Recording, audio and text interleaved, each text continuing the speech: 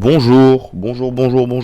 Je voulais vous faire une vidéo parce que j'ai une histoire assez incroyable à vous raconter. Il y a quelques jours, j'étais dans la Somme, donc à côté d'Amiens, dans un petit village, j'ai oublié le nom, mais vraiment peu importe.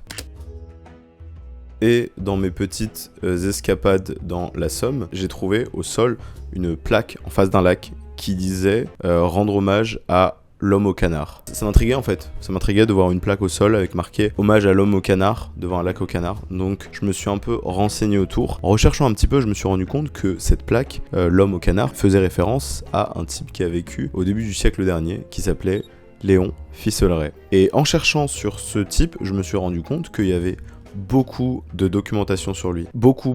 Vous allez comprendre pourquoi. Ce Léon Fisseleret, du coup, né en 1898, si je ne dis pas de bêtises, dans ce petit village à côté d'Amiens, a, dès le plus jeune âge, été passionné par la peinture. D'où le fait qu'on ait retrouvé beaucoup de documentation sur lui, parce que c'était un type qui a eu une vie très chargée. Laissez-moi vous la raconter. Il habitait du coup à côté de cette maraie, au canard, qu'il allait visiter très souvent avec ses parents. Il nourrissait sans doute les canards à cette époque-là. Et parmi les canards qu'il voyait souvent, il y en avait une famille avec l'avant du pelage rouge. Enfin, ça a été un peu sa première inspiration, dans le sens où les premiers dessins retrouvés de ce type, c'était de ce lac avec ses canards. Il grandit tout autour de ce village et il continua la peinture pendant son adolescence. À 17 ans, il tomba amoureux d'une fille de son village qui s'appelle Joséphine de Cour, dont voici le portrait peint du coup par Léon. À peine ont eu le temps de commencer leur relation que, bam, la Première Guerre mondiale éclata. Enrôlé de force dans l'armée pour défendre la Somme, Léon ne s'arrêta pas de dessiner. À vrai dire, il dessinait les lignes de front dont il était le témoin tous les jours, les tranchées, les rats, la guerre de tranchées qui avait lieu dans l'endroit de son enfance. Il était donc aux premières lignes pour voir l'endroit de son enfance être totalement bombardé et se transformer en théâtre d'atrocités. À la fin de la guerre, Léon est encore un jeune adulte. Avec sa femme, ils se marièrent super vite et eurent une fille qui s'appelle Marie. Le hasard des choses a fait qu'ils emménagèrent avec sa femme après la guerre juste à côté d'un lac dans une maison où, comme avec sa famille, il allait de temps à autre nourrir les canards et bien sûr les peindre. Traumatisé par ce qu'il avait vu pendant la guerre, il continua de peindre, mais dans une optique aussi de s'exorciser des démons qu'il avait en lui à cause de la guerre. Il continua de peindre divers paysages, tout en incluant de plus en plus les canards de son enfance.